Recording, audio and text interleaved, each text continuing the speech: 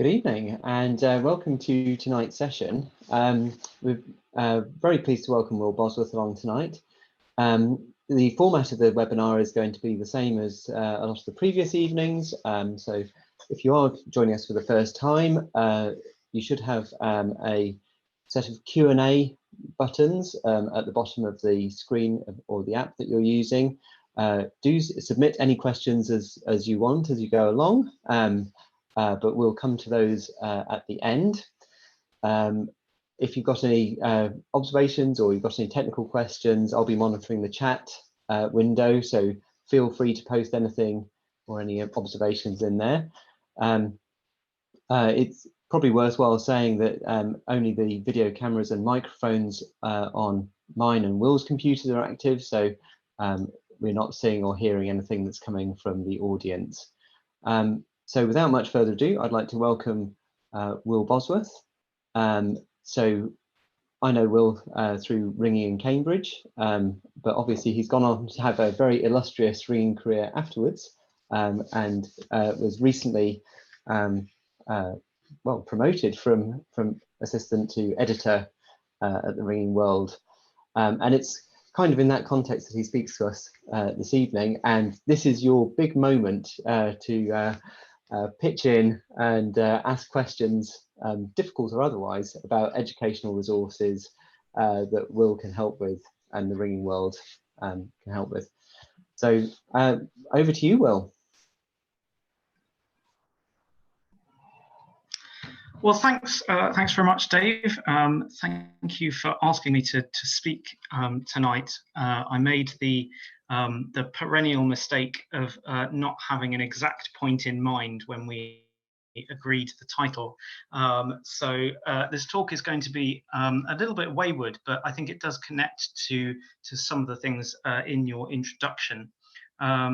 It's sort of about education rather than being educational in itself.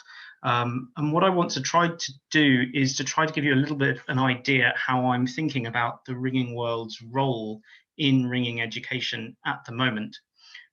So there are sort of three big charity style ringing organizations at the moment that are relevant to ringing education en masse, as it were. The most obvious one perhaps is ART, the Association for Ringing Teachers. The next is the Central Council, and then there's the Ringing World. And then they're all very different. They're structured differently, they work differently, and they have different aims. But everyone inside and outside of all three organizations, I think, agrees that there's loads of good work to be done in ringing, lots of help needed, lots of potential improvement, and I'm not the only person that's quite new to a leadership role. Both of those organisations have new people right at the top, and so I think that sort of spurred a lot of thinking about what we're doing and why we're doing it. And I think we're agreed that we want to sort of work on the things and in the ways that suit us best. So that idea about thinking about what we do and what we do best has sort of prompted some of these thoughts. So I want to look at this in two parts. First, I want to think about learning and ringing more generally. I have a sort of a hypothesis to talk about what ringing is and what learning in ringing is. And then I'll go back to the title of the talk and talk about zones and pathways a little bit. So one of the things that I love about ringing, one of the things I love most about ringing, is that it's sort of all about the learning process. Ringing is an activity all about the learning process. At this point, I'm going to try to share my screen so you can try and keep up with some of my wayward thoughts. Now, that might sound like a bit of a stupid statement to say that learning in ringing is very tangible, but let me try and explain exactly what I'm getting at. Hands up, virtual hands up, if you can remember yourself or someone that you know when they were learning to handle a bell saying, "I'll never get this. I'll never get this. I'm so frustrated. I'll never be able to do this." we can all remember it, I think, even if it wasn't ourselves. We can remember someone else saying it, if not more than one person. And that's partly because none of us can handle a bell without learning how to. Even those superstar kiddos of this world, once upon a time, they couldn't handle a bell. You don't just do it. And then it's also partly because it's a very complex action. Learning to handle a bell is a complex action, and it's quite a fast one. You can't just slow it down to the speed that you want to go at. So you have to go at the speed of the bell. So it's really obvious when you can't do it. But I'm pretty sure that everyone who has turned up to listen to this talk can do it now. And almost certainly, almost all of you can do it without thinking about it. Many of us might still be a little bit scared if we ring on a really heavy bell, perhaps, or one with a long draft. But in general, we've mastered how to handle a bell. We've moved through those stages of learning a new skill. We've moved from incompetence, not being able to do something, to conscious competence, when you can do something while you're thinking about it, to unconscious competence, when you can do it without thinking about it. And that means that you have spare conscious brain power again to think about other things, whether that's the method that you're ringing, or putting someone right, or maybe just letting your mind drift to a nice pint later in the pub in about 9 months' time. But that situation is true all the way through. Just like handling, no one comes into this world and knowing that playing Bob Doubles goes 3-4 down, 4 blows behind, 3-4 up seconds. No one. But now I'm sure some, and again, quite possibly most of you listening, will know that like the back of their hand.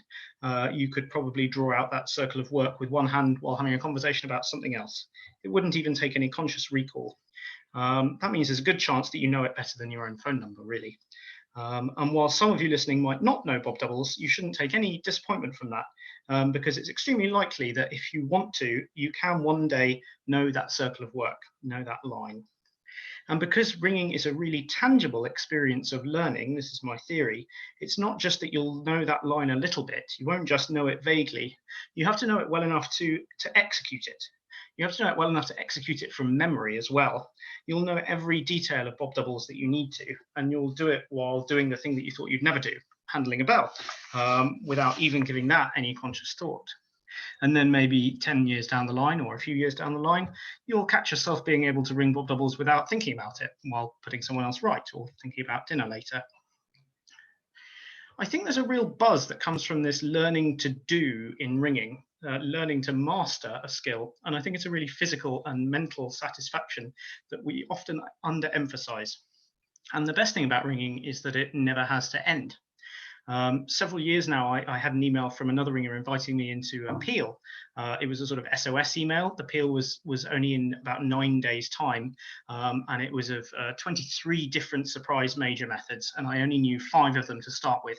So because I'm not very good at saying no, I said yes, and I had 18 methods to learn in a week from scratch, all of them different.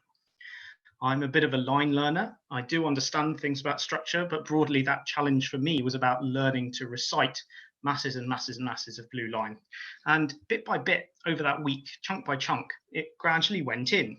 I walked up and down the hallways during the day. I walked up and down the garden in the evening and first thing in the morning. And I recited all the methods I'd learned so far. And then I would try to fit a new one in. There are some odd effects when you're learning, doing learning memorization on that scale.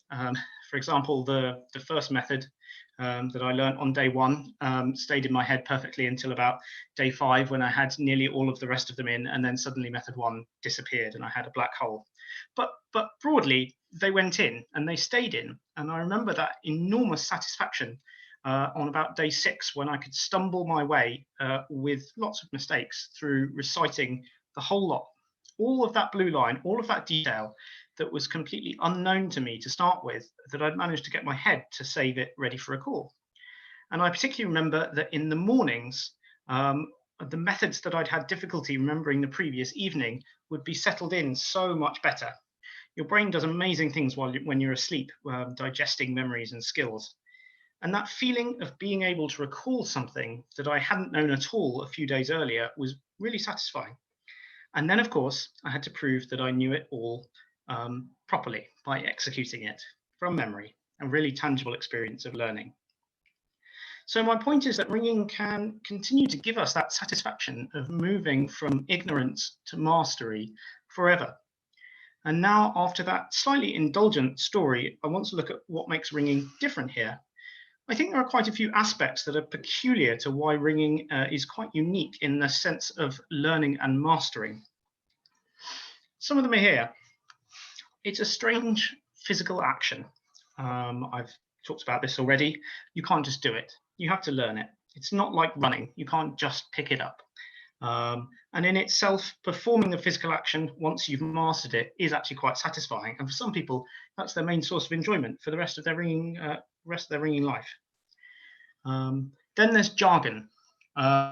This is another way in which learning in ringing is quite tangible, because you won't have a clue what the jargon means until you've learned it. Lots of it you probably couldn't even guess.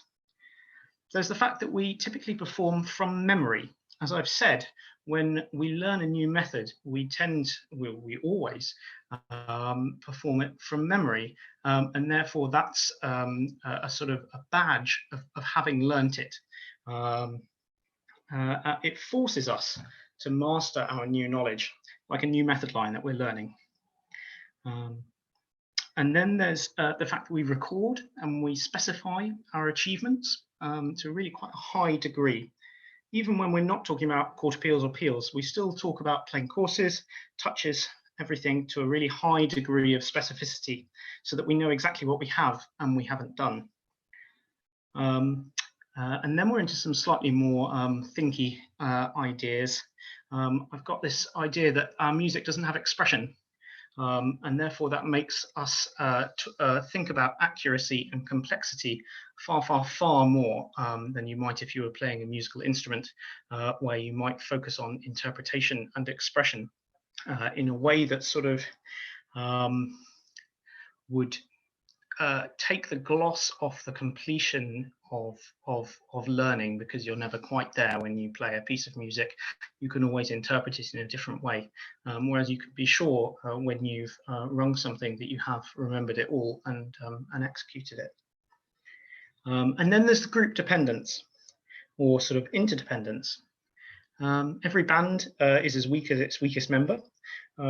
So to perform something adequately as a group, everyone has to have rung to the group standard, whatever that turns out to be. My point is there's no option to be carried. You can't be the flute player who sits right at the back of the section and doesn't really play anything, or plays very quietly, or only plays every fourth note or whatever. You have to do the whole thing, and everyone's dependent on you for the performance. My point with all these observations is that ringing is quite unlike a lot of things that we do in our everyday life, even other skills. We might be quite good at our jobs. I'm sure a lot of us listening, a lot of you listening are, and they might be very skillful, but they very likely don't have quite the same degree of moving from absolutely not being able to do something to absolutely knowing that you can do it. It's more likely that you don't quite realize how skilled you are at your job, because you've picked a lot of it up along the way, or because you've slid sideways into it from another job, perhaps. You probably can't say exactly how much you've done in your job, or exactly how good you are at it, in the same way as you can specify how often you've rung and what you've rung. There won't be an equivalent to ringing one touch from start to finish without making a mistake, probably, or from going from absolutely not being able to handle your bell to being able to ring a bell and ring a method and have a conversation with someone. What's my conclusion to all that? Well, I believe that ringers, people who've stuck ringing for a while, and therefore the people that I would quite like to be reading the ringing world, will generally like these things, perhaps just unconsciously, but they'll get satisfaction out of some of these elements, like enjoying ringing a bell physically, or enjoying working with a group to create a performance. And they will almost certainly have felt this enjoyment of learning, of conquering bits of knowledge and knowing that they've mastered them. So having said that the enjoyment of learning and mastering can be the same all the way through, from handling a bell through to learning a complicated surprise major, I need obviously to flip that on its head, because we all know that that's not quite true. We all know that the learning journey isn't all the same. If it was, then learning to ring would be a very smooth progression, where you learn to handle a bell, and then next week you learn the next step and you go along to the same practice and you practice it, master it, and then you move on to the next step the next week. That's obviously not what happens. So things change to make that smooth, otherwise smooth progression of learning very different along the way. And this is where zones start to sort of come into sight. So what differences are there between learning to handle a bell and learning to ring complex surprise methods? Or rather, what differences are there in the actual learning process along the way? Well, the first thing that will probably change somewhere along your ringing journey is opportunities. Opportunities are probably more important than anything else in what you ring. I've stressed above the need for spaced repetition when you're learning something, when you're mastering something. So if you're exposed to complex ringing all the time, you're more likely to be able to absorb it. If you have to drive 60 miles to get that touch of something that really stretches you, it's much less likely to sink in quite as quickly as if you can ring it twice a week just down the road. But the more important point is that there are very few towers in the land that will take a learner all the way through from handling a bell to ringing the most complex methods, with every step along the way. So if you do take that journey, if you're someone that likes ringing complex stuff, or if you have taken that journey, the towers that you practice in are almost certainly going to have changed. And if you're someone that wants to move up that complexity ladder, you'll need the availability of towers that can practice each stage of that complexity. I'm not saying anything here about what should and shouldn't happen. I'm not saying that towers that can ring difficult methods are better than towers that can't. That's obviously untrue. My point is that on your learning journey, you'll need different things along the way at different times. And if opportunities aren't available, that's a hurdle. My second point there about things that change at some point along the journey is concepts. If you want to ring more complex methods that stretch you, the way that you think about ringing has to change. As an example here, think about numbers of the bells that you follow. When you learn to ring round, and probably when you learned to ring call changes, you knew exactly which bell you were following all the time. It's very important. It's also quite likely that if you have rung plain hunt, those of you listening, you learn the numbers of the bells that you follow. That's fine. It'll work really well for you for plain hunt. The pattern of bells that you follow is simple and short enough that you can learn them. But learning a set of numbers of all the bells that you have to follow can't really take you much further than plain hunt. You can't really even ring the treble to bob doubles like that. As soon as someone calls a bob, you'll be absolutely stuffed. You have to learn to think about it in a different way, perhaps by a blue line, for instance, or you might well learn bob doubles or granser by a circle of work. That's, again, absolutely appropriate for that level. It's a really useful tool for you to master those methods. But if you learn, for instance, by a circle of work, there will again come a point where you'll have to ditch that and you'll have to find a new way of thinking about it. The way in which our concepts have to change as the complexity increases is one of the really, really big hurdles in learning anything. Why? Well, partly because the process of changing a concept is really hard. It takes a lot of mental effort, and it usually results in a deterioration in the short term. It's also quite psychologically hard. So how many times have you heard an experienced ringer say to a learner, it's easy, you just have to think about it in such and such a way. And the learner says, you don't understand, I don't think of it like that. I'm not casting blame on either side. We're all very resistant to changing the way we think about things, and we're resistant to giving real consideration to the person who thinks about things differently. Again, the point is that you have to bear it in mind when you're designing educational material and recognize that those shifts may well have to happen. You can't ring Cambridge Surprise Major, for instance, by learning the numbers of the bells that you follow. And then some other slightly more thinky ones, again, teaching style. This is going to have to change at some point on your learning journey. When you start ringing, you generally have a teacher. Maybe you have more than one who tells you what to do. They tell you what's right and what's wrong. They tell you that you need to stand here, you need to pull it like this, you need to put it harder, you don't need to put it as hard, you need to move your right hand differently, etc.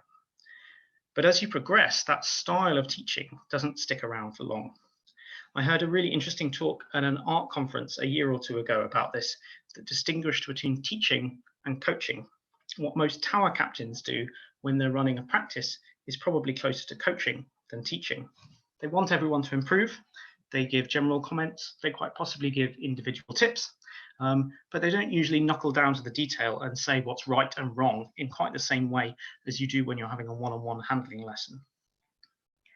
And for the ringers that have risen up to the top, maybe the best ringer in their tower, or the ones who ring tricky methods in local bands, they're very unlikely to have someone telling them exactly what they should work on next. Their teaching is probably self-teaching, or perhaps a sort of more mentor style of teaching, asking someone in the pub for a few tips, or just listening to their stories.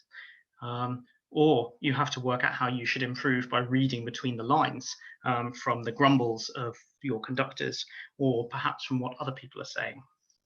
This is a really tricky one to gauge when you're trying to design material to help people learn, but again, it needs bearing in mind. And finally, I thought I'd just put down this last one, homework needs. I'm not sure exactly what the relevance is to my argument, but as you progress through ringing, one of the things that will change is the sort of homework you have to do and how much outside the tower. Learning to handle a bell doesn't take homework in the same way as learning 18 surprise major methods in a week. So what's the point? What do all these factors mean and how do they work together? This is where zones come in. So in 2002, Simon Linford, who's now the Central Council President, wrote a series of articles in the Ringing World. The articles were about how different ringers at different levels view each other. Questions like, why do so many ringers think that peel ringers are fancy ringers who don't turn up on Sunday? What he came up with as part of that was the idea that there are three big zones of complexity in ringing. This graph isn't to scale, so have a look at the percentages at the bottom.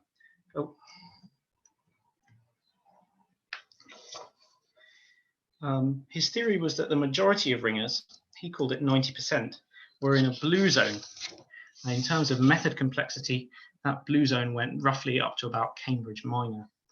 Then there's a red zone, which goes between Cambridge Minor and up to the black zone, which starts at Bristol Surprise Maximus. He thought that about 10% of ringers were in that red zone, and then just 1% in the black zone. Those were very vague estimates, and even if they were right in 2002, we might expect them to change over time. I'm hoping we can go back and look at that. But the important thing about the zones when we're thinking about learning, and the thing which the graph shows quite well, is the boundaries between them. If you've got difficulty increasing up the right-hand side, so method difficulty going up as you go up the left-hand side, sorry, then you see these points where the curved line jumps. So what it's saying is that the difference between the hardest blue method and the easiest red zone method is a much bigger jump of difficulty than the difference between the hardest blue method and the second hardest blue method. So that goes back to my earlier question of why progressing in ringing isn't just a matter of doing a bit of learning and then practicing it and then doing the next thing. There are occasional steps where you have to make a big jump in difficulty to learn the next thing. Perhaps that's learning to think about Cambridge Minor in terms of place bells rather than a long blue line. That's a hard change of concept. And now, if you look at my earlier ideas about what things change in the learning experience between simple ringing and complex ringing, you can see that there might be other hurdles in your way if you're a ringer who wants to learn more difficult methods. Do you have a tower near you that rings around that area or around that area where you get when you get there? Are you ready to change the way that you think about methods? Do you have someone available who can give you what you need in terms of your teaching style? Now, obviously, some of those are problems that the ringing world can't help with, certainly not directly.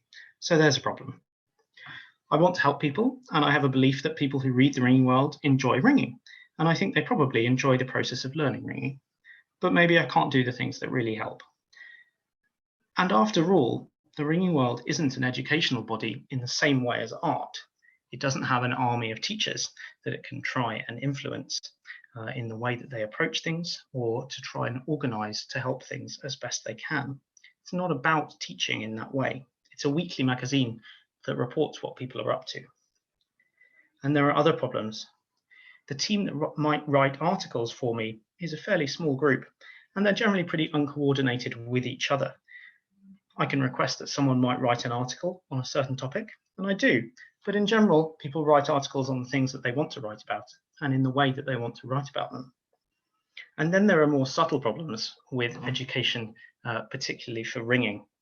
Ringers are perhaps a little bit anarchic. They quite like order, but they often don't like being told what to do. And they often don't like things that are too prescriptive. They love to pick holes in things. I don't want to annoy them. That's not what I'm there for. So what are we doing? Well, one of the big projects in 2020 was our Pathways scheme. Pathways were sets of ideas for what people could ring. As you ring each step in the pathway, you log your performance on Bellboard and you tick off a step. You don't have to complete the pathway in order, and there's no rule on what sort of performance you have to ring. It can just be a plain course if you want, or a touch, or a quarter field, or whatever. There are a couple of other things to note about the pathways, given what I've said earlier. Firstly, we didn't want to tell people exactly what to do. That's not our job. We wanted to just give them ideas which we thought they'd enjoy. We didn't want it to be too carefully structured. There is a vague move upwards in difficulty across each of the pathways, but it's not exact. And some of the steps are so different from each other that you can't really compare them. See at this point in the middle of the red pathway, for instance, where you have to ring some triples and then you have to ring lots of doubles methods. How would you compare which one is more difficult out of those? Finally, you'll notice that 2 of the pathways, blue and red, have the same name as 2 of the zones, but they don't try and address those zone boundaries. We decided it would be more fun and more accessible if we focused on the idea of giving people lots of ideas at the level they were at the moment, rather than trying to help them across those tricky steps in this format. I'm still not sure whether that was the right choice. It'll be interesting to hear your thoughts on this. So those are sort of some fun pathways, if you like, but sometimes people do want more structure and lots more close help. And an example of that is right now. During the suspension of tower bell ringing, lots of people are picking up handbells for the first time. Perhaps they're dusting off the set that's in the understairs cupboard and making everyone sit down after dinner to try. So we're working on a handbell pathway that helps people get from scratch to their first quarter of Bob minor in a series of steps, even if 1 or 2 of the band have never rung before. That's going to need to be quite prescriptive because we think that many people will want a lot of guidance on this. And of course, the Ringing World has lots of other types of educational material. The Ringing World Diary had a big revamp for 2020, and that included adding several new tips pages, including this one on spliced plain minor. We mostly focused on Simon's blue zone for this expansion, because if it includes 90% of all ringers, then material that targets this area could have a big impact. But we also tried to think about a few of those jumps, those places where it's hard to take a step forward. So there's a new page of tips, for instance, just about Cambridge Minor. We added an introductory page on calling Stedman Caters because conducting, and particularly at that level, is an area where teachers and teaching materials can be very hard to come by. And we're hoping to add some more focus on calling and understanding touches in next year's diary. We've also got things like the education column articles written by David Smith from Australia. These are run in 4 series so far, and we're about to start a 5th series in the next few weeks, so subscribe now. David really does try to zoom in on those areas where there might not be too much existing material or where the jump might be quite big. And his approach is to try to break big jumps down into lots of little ones. So series 1 had a big focus on pre-method exercises, things like kaleidoscope, Mexican wave, to break down the jump between call changes and method ringing. And another series focused on Cambridge Minor, again, that boundary between blue and red zones. And again, it focused on how you might break the big task of learning Cambridge Minor up into lots of little steps. And another series focused on beginner conducting, particularly on touches that you can call from light bells. It's worth noting, I think, that this approach of breaking down big steps into lots of tiny little ones isn't the only learning approach. We can get a little bit blinkered sometimes, I think, into thinking that our learning philosophy is the only good way of learning. But there are other ways of doing things. For instance, you might decide that the best way to tackle a really hard task is just to leap in there and get really, really dirty. don't try and break it down into little tiny steps. Just tackle the big task. And sometimes that can be the right thing to do. I haven't mentioned Project Pickled Egg, another Simon Linford institution aimed at what we might call the top end of the red zone, surprise major ringing. And then we have monthly teaching and learning tips from ART. These have been on very different topics, from call changes to the hand-stroke gap to beginning plain hunting. In not very much of a conclusion, that's a fairly rambling and inconclusive look, and a fairly self-centered one, how we're thinking about education in the ringing world at the moment. What I want is for the ringing world to have something in it for everyone. My belief is that most ringers enjoy something of what I talked about at the beginning, that enjoyment of mastering a skill, of doing something well that you couldn't do well before. Even, of course, if that doesn't translate into them always enjoying learning complex methods. I hope that we can still provide things that you will enjoy reading about that tap that sense of enjoyment. The zones, I think, provide something of a framework to that. And in particular, they highlight the idea that some steps are bigger than others, and that can be for lots of different reasons, which I've tried to sort of break down and think about earlier. I think I should probably stop there and open up for questions. Thank you very much for your patience. Thank you very much, Will. Right, wonderful. So yeah, I think that's yeah, really interesting look at the whole learning experience, and just looking down the list of people who are expecting to attend tonight. I think we've got everyone from that very early stage through to people who've rung Maximus. So hopefully there is a wide diversity of opinion and out there. I think I think we did talk about having some kind of polls. It would be really interesting to know, just to what degree people had engaged with the pathways, and whether what people thought about the idea of having something potentially even before the blue pathway in particular. I think that's an area where people have potentially thought that there's a gap. I mean, when you were putting them together, did you consider anything prior to the blue pathway? Yeah, I think we did. I think one of the things we really wanted to tap in the pathways was the idea of logging performances on Bellboard. The pathways came quite soon after the Armistice Centenary, where we had this absolutely humongous influx of people who were really, really proud to log their performances ringing for the Armistice Centenary on Bellboard. So we thought that was a really positive thing to try and tap into, and of course part of the sort of an arbitrary part of the ringing that we do is that we don't usually log those very early performances on Bellboard. So I think we thought that maybe a sort of pre-blue zone pathway might struggle a little bit from that point of view, in that what would you actually log? We're working on that. So for instance, the new Hamba pathway that we mentioned, the idea is just that you'll tick off certain steps when you've done them, rather than actually sending up a performance saying that you've run some rounds on handbells, for instance. You just tick off that you've done it. So that's one reason why we didn't do that.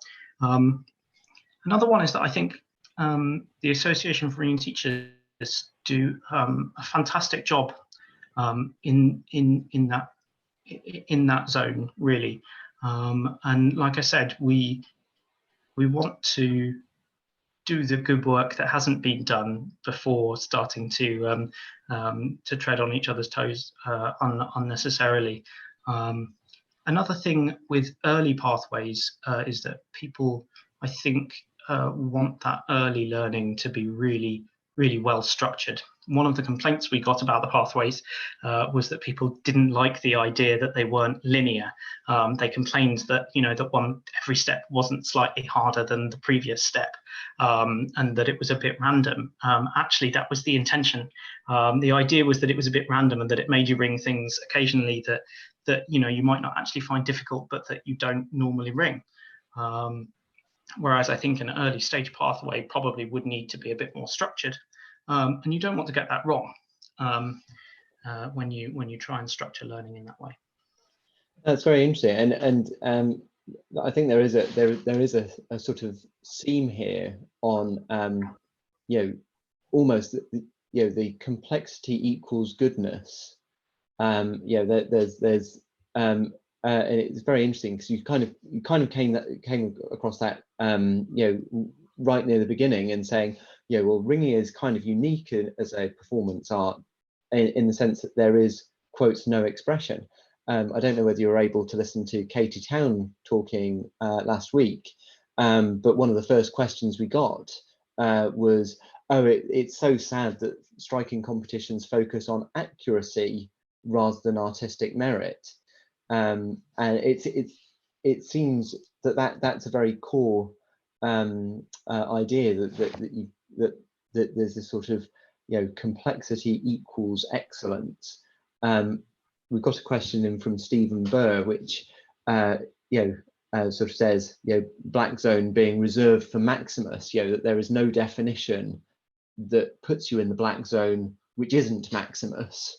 And he says, yeah, there's obviously a huge amount of complexity available, you know, on lower numbers. What's your opinion on, you know, the relative difficulty of doing a big multi-spliced minor or major performance compared to Bristol Max? Because, you know, I think they are just entirely different things. Yes, there's a couple of different questions there to unpick. I don't think Simon intended for the black zone to mean 12-bell ringing only.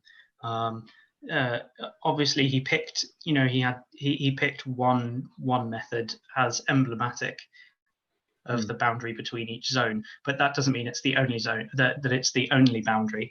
I think his idea was that for most ringers, Bristol Maximus, if you get there, is going to be a standard part of that progression, so you probably will ring it. He's actually often complained to me that people misunderstand this idea and say, when you can ring Bristol Maximus, you are in the black zone. That's not his contention at all. And actually, this gets back to my idea about concepts. His contention was that to be a black zone ringer, to be of that skill level, you will have something that will probably only display itself when you are ringing methods of the complexity of black zone, of Bristol Maximus. So to ring, I think his idea is that to ring Bristol Max well, you will probably have to have made that concept shift in terms of thinking about things in a different way, thinking about how you hear your bell in the row in a different way, and thinking about the line in a different way. In terms of the question on the complexity of ringing on lower numbers, I'm absolutely, some of the hardest stuff I've rung absolutely has been on low numbers, and the Pipe family at the moment are demonstrating just how hard that stuff can go. And it's actually spliced minor is something that I really enjoy, in that, going back to that early sense of mental stimulation, because you sort of turn your brain into a bit of a calculator. I find when I'm ringing that really fast stuff that I can't actually remember what happened 15 seconds ago. I can't remember what method I was ringing just before that, because all you're doing is processing information, and that's really satisfying for me. I think you get a buzz, and I think there's probably a chemical buzz in there somewhere. So no, definitely some of the hardest stuff can be on low numbers. Yeah, for those who aren't, Yeah, I think so. Yeah, and just for those who are not aware of what the Pike family are currently doing, there, the three of them are currently working through the 147 treble dodging minor methods in hand, and they've got a reasonable chunk of the way through. I think they're hoping that lockdown lasts long enough that that they'll get all the way to the end. And they've had some absolutely amazing performances in there.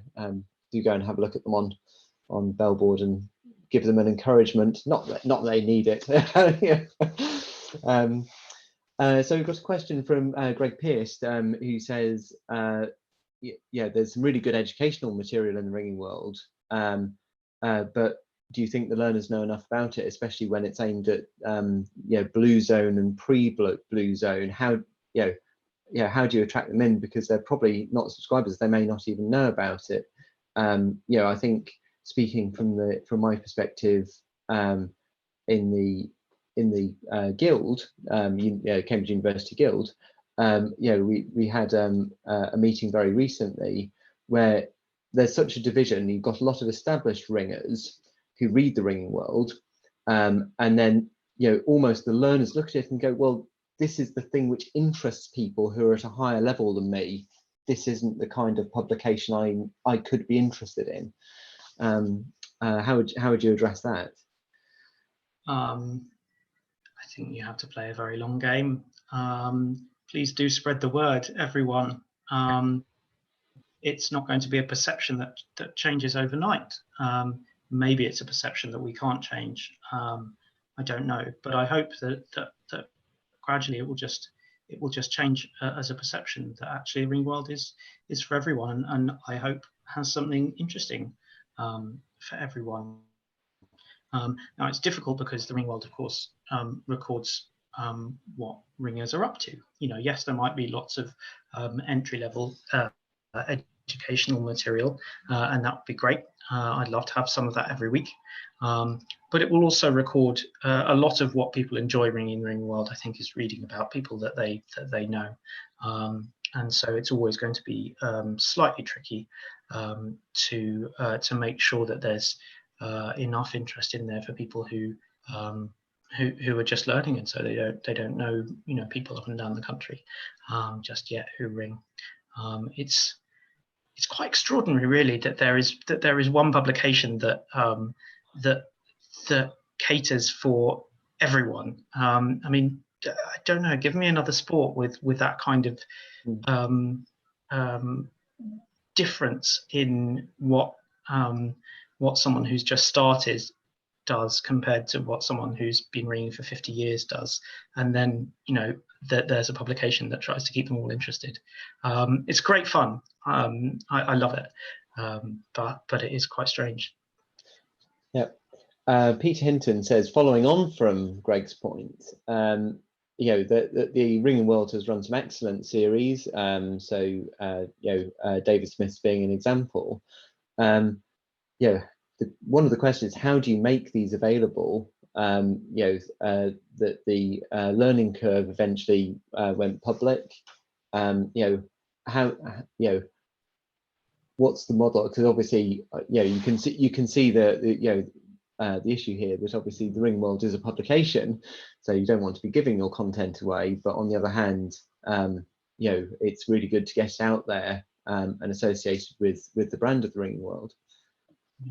Well, I mean, on the question of the education column, I'm very pleased to say that we're actually very near publishing a collected publication of the education column articles. David Smith's been really hard at work over a very long time, revising the main articles just a little bit, but also adding lots of extra material. So each of the articles will be printed on a single worksheet, and on the reverse side of the worksheet or on other worksheets there'll be extra materials like quizzes or extra blue lines or ideas of exercises that you might do on the article content. We're really close. It's another one of those projects that we've been saying we're quite close for quite a long time to releasing.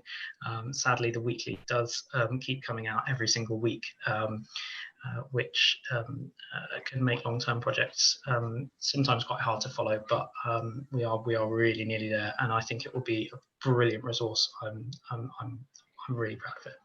Yeah, and I think there is loads of good stuff in David Smith's columns.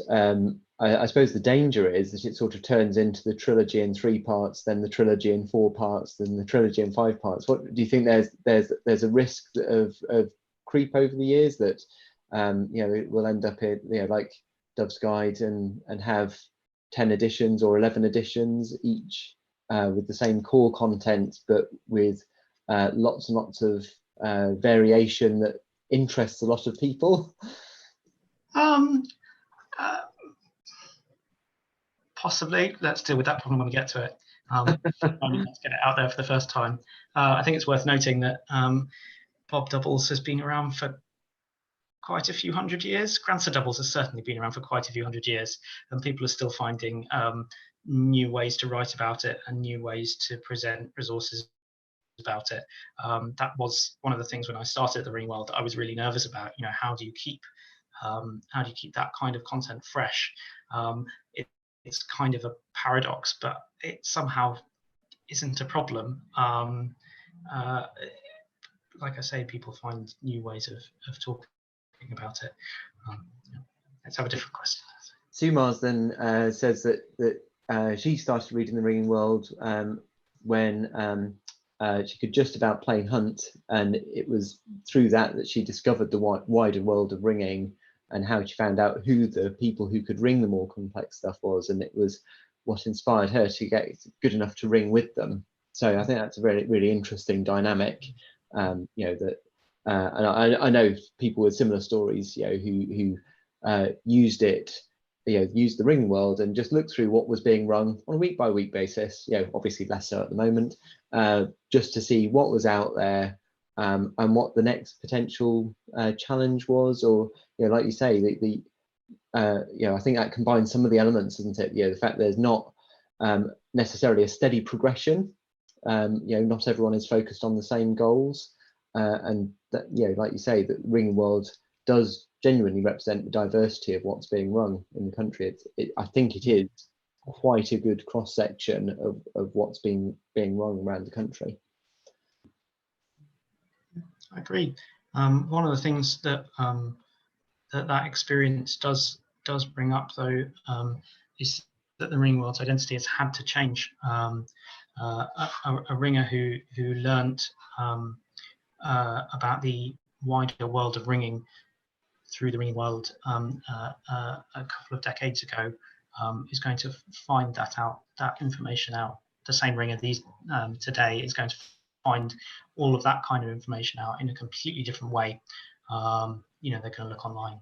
They're going to find the wider world of ringers on Facebook. So we don't quite need to do that anymore.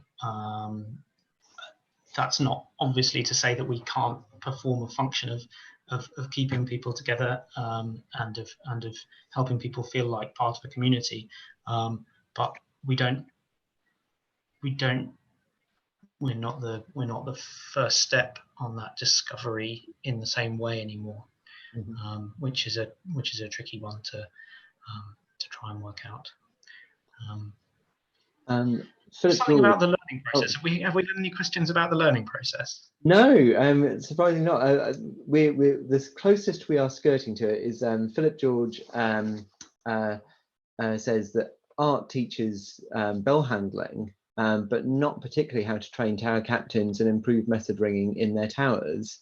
How could that important aspect of ringing be developed? I slightly mangled the question, but hopefully got the sentiment across.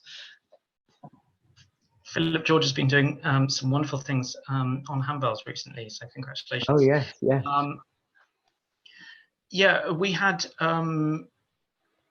possibly 4 or 5 months ago now, we had a meeting between some of the leaders of Central Council and the Ringing World, and one of the things that came up was this question, which we framed as leadership. Leadership is slightly tainted by sort of sounding like corporate jargon.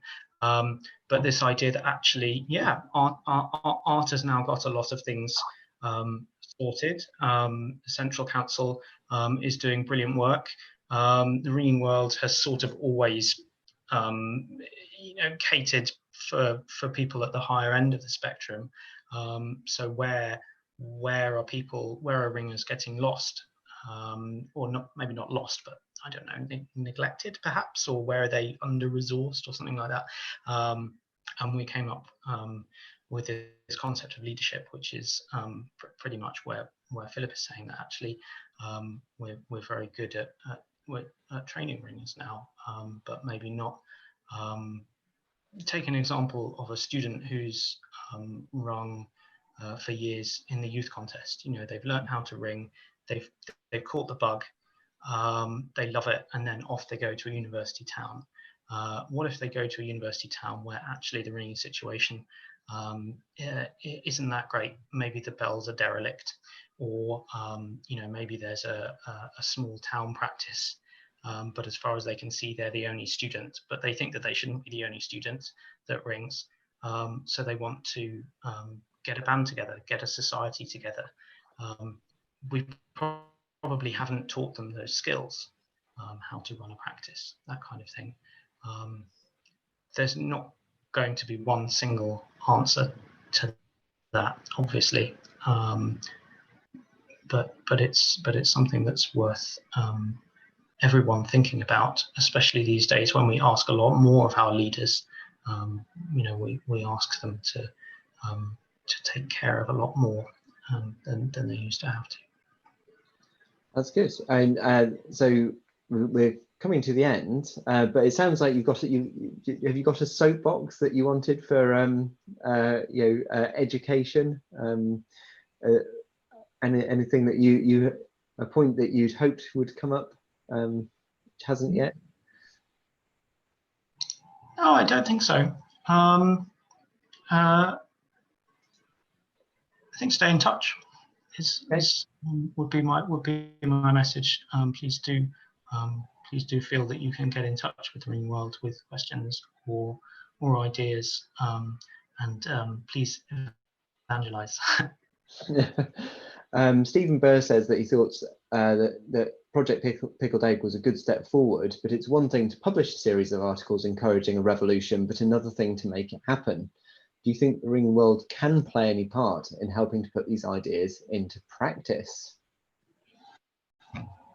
Yes. I was talking to Pam earlier, and I suggested that you could send out freeze-dried ringers with the post on Friday. Does that sound possible? I thought you were. I thought you were going to say send out some pickled eggs. No, sadly not. Okay. Yes, I will bear that in mind. Thank you. But yeah, going back to the question, do you think there is anything that, because one thing that works quite well around here is the Perry-person scheme, where a sort of organisation is a very, very loose organisational form to go and support practice nights. And actually, if we all looked into ourselves, we know the practices that would benefit from our support. And it could even be as simple as something that the Ringing World could say, this is your give back week. Do it once a month. This is your give back week, and everyone knows within themselves a practice that they could go to where they'd make a difference. Maybe something not very specific could work. I don't know. I'm just putting that out there. That seems like a very good idea. At first thought, it needs thought, and it needs someone to probably to lead it at first. But yes, those kind of things do catch on, and I think we do like to feel part of the community. Obviously, a lot of recent events have shown how we like to try and come together and care for each other and follow the same initiatives. So yeah, I think that could work. So got a question from Richard Smith. How do you think we as a community can help make the jumps between zones easier for learners? For example, you said these jumps involve thinking about methods in new ways. Should we be encouraging ringers to change their views of methods and method structure at an earlier point to facilitate these jumps? Yeah. I think one of the things that we should consider more as a community to help concept jumps is sometimes to be a bit messier with our ringing. One of the things that that means that people often don't make concept jumps is that they found a way that works for them, and they know that they can ring something, and they know that they can ring it to the standard that they expect, and they know that if they try and think about it in a different way, they'll go wrong. That's something that we're really not very good at as a community, is encouraging people to actually to get messy and make mistakes, which sometimes is a really, really valuable learning tool. Now, obviously, the next the retort to that is that every blow that we make is a public performance, and that's true. But we need to be ready to. We need to be more willing to make mistakes and to allow other people to make mistakes. That's a really difficult culture shift, to actually engender a situation where it's okay to have made a mistake. That's controversial. Maybe that's my soapbox. Fantastic. Right. Well, we'll finish with the last question, which it comes from Sue Marsden. Did you get your PL of 23 spliced? I did. Yes, I did. And there was a very nice barbecue afterwards. Yes. There we are. So thank you. Wonderful. So I think it just remains to say thank you very much to Will. We will be continuing the series of webinars. Next week, we're hoping to invite Nikki Thomas to speak about getting started with Able. So that'd be very useful for anyone who wants to get started. Yes, thank you very much, Will. I hope you've enjoyed speaking to us this evening. I've certainly enjoyed listening. I've got some positive comments in from people on the chat, so thank you for those. And thank you also for the comments on the slightly revised title sequence. That was after a suggestion from Philip George last week. So no, thank you very much for those, and I'm glad that it worked out. So good night. Thank you very much. Cheers. See you next week.